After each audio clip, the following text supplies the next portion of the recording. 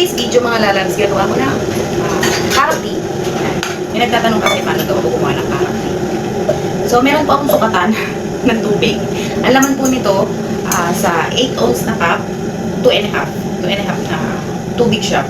Kasi po mas maganda yung may sukat yung tubig para hindi po matabang yung gawa ng carrot tea. So, ganun po. So, nagpapakulo ako dito sa kettle kasi para po isasalin ko na lang siya. Mas mabilis. Hindi ko na siya hihintayin na kumulo. So, ayan. So, 2 and a half po na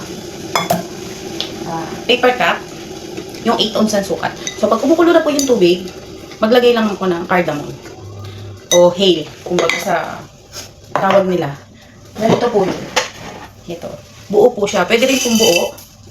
Pwede rin pong dinurog yung grind na cardamom. So, maglalagay po ako ng sugar, pero minsan hindi ako naglalagay para kung sakaling na yung iba ayaw na may sugar. So, mas madali po kasi yung cup na lang lalagyan ko ng sugar. Pwede nyo rin po sabay-sabayin kahit hindi pa kumukulo yung tubig. Pero mas maganda po kung kumukulo yung tubig. At depende din po sa inyo kung ilang scoop yung ilalagay yung sugar. So, dahil nga po ako laging gumagawa, kabisado ko na yung sugar na nilalagay ko. So, ito po yung loose tea. Ito po yung ginagamit kong loose tea. Depende po sa brand kung anong gusto nila. Yan. So, pwede na po ako maglagay ng 4 spoon. Yan. Ganito po kalaki yung aking spoon. Hindi po kalakihan.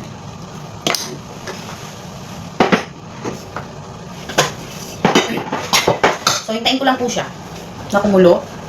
At isang rainbow lang na maliit. Yung nilalagay ko at konting coffee mate. Pampalasa po kasi ito masarap pag may coffee mate. Konti lang.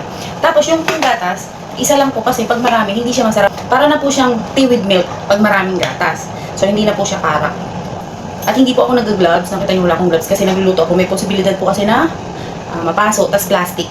So, naghugas naman po ako ng kamay. Basta hugas lang ng kamay bago magtrabaho, bago gumawa ng kung ano-ano. Yun. Pero pag magsiserve ako, nag-gloves ako. Tapos gumagawa ako ng breakfast nila. So, pakita ko sa inyo kumukulo na siya. Yan. Pwede na po ilagay ang ating gatas. Yan. Depende po sa inyo kung gaano katapang yung karak tea. Meron po kasi na gusto matapang yung lasa ng karak. Meron naman mild lang. So ako po, konting kulo lang. Minsan po 5 minutes lang. Pinapatay ko na kasi nilalagay ko po siya sa dala, sa thermos, kumbaga sa atin sa Pinas. Kasi mas maano po yung lasa niya. Tumatapang yung lasa niya pag nasa dala, pag nilalagay sa thermos. Iba po kasi yung lasa ng, mas masarap po pag nilalagay sa dala. Pag bagong gawa po, medyo iba yung lasa niya. Kumbaga po sa adobo, pag niluto nyo ngayon, mas masarap kinabukasan, di ba? So, ganito naman po yung karak. Pag nilagay nyo sa thermos o sa dala, at mga 5 or 10 minutes bago nyo pa siya inumin, or 20 minutes, ganyan, mas masarap po.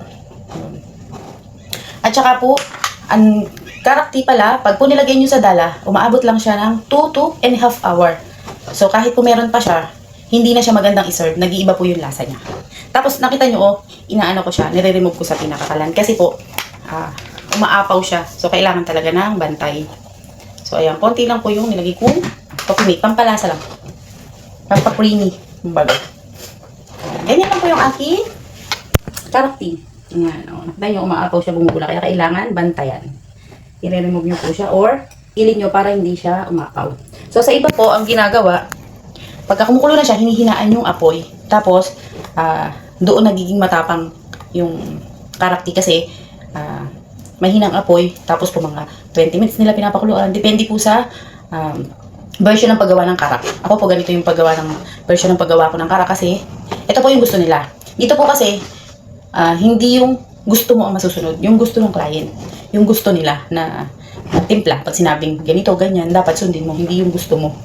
Yan. Minsan po, nagtatry ako, pinapatry ko sa kanila, yun, nagugustuhan naman. Pag nagustuhan nila, uulitin ko, nagawin, gano'n. So, ito po para sa akin, okay na kasi, lalagay ko nga po sa dala, para doon siya, mainin, parang gano'n. Para mainin, doon po siya, maging matapang yung lasa niya, hindi po sa papakulo. Depende po, iba-iba po ng version ng paggawa ng karak. Iba po maraming nilalagay. So, naglalagay din nga po pala ako ng saffron. Yan. Konti lang po. Kasi ito matapang din po to. Iba rin ang lasa pagka madami. Tapos yung iba po naglalagay ng rose water. Ako po hindi. Ayaw kasi nila. Sabi ko nga po sa inyo, depende sa gusto ng client kung ano lang yung gusto nila. So, ito po para sa akin okay na kasi nga po ilalagay ko sa dala. So, palawan ko lang mainit na tubig yung dala. Nagasan ko na po ito kahapon.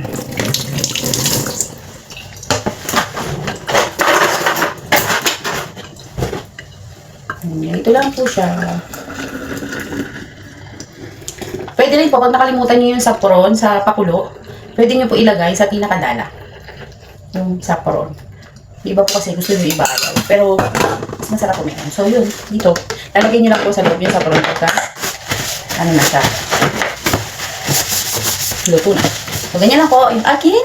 Ako yung pagluto ng carrot tea.